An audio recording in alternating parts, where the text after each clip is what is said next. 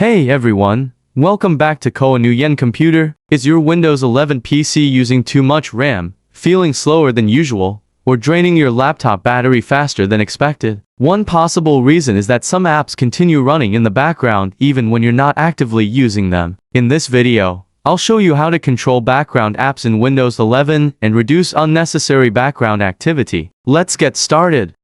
First, let's manage background activity for individual apps. Click Start, then open Settings. Go to Apps, and then select Installed Apps. Now find the app you want to manage. Click the three dots next to the app and select Advanced Options. Scroll down until you find Background App Permissions. Here you'll see the option Let this app run in background. Depending on the app and your Windows version, you may see options such as Always, Power Optimized, or Never. If you don't need the app to run in the background, select Never. This prevents that supported app from continuing to run in the background when you're not using it. However, keep in mind that some apps may need background activity for notifications, synchronization, or other features, so don't disable background activity for every app without thinking about what the app does. Now let's check which apps are starting automatically with Windows. Go back to Settings, click Apps, then select Startup. Here you'll see applications that can launch automatically when you sign into Windows. Look through the list and identify apps you don't need immediately after Windows starts. For example, if you have an application that you rarely use, you can turn its startup option off. This doesn't uninstall the application. It simply prevents it from launching automatically when you sign in. Reducing unnecessary startup applications can make Windows feel cleaner and can reduce background activity after startup. There's another useful place to check. Right-click the Start button and open Task Manager. Select Processes. Here you can see which applications and processes are currently using CPU, memory, disk, and network resources.